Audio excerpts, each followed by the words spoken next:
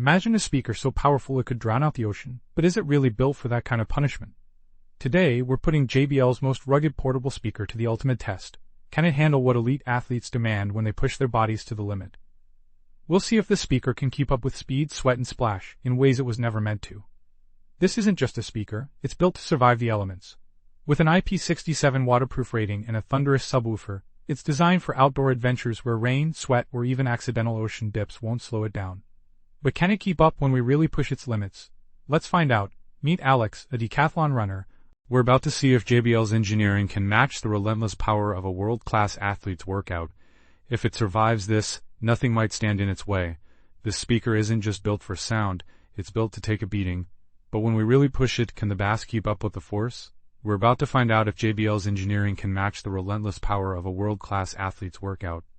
This is it, the ultimate test of durability and power. The JBL speaker faces its toughest challenge yet, submerged in water while a decathlon runner pushes his body to the limit.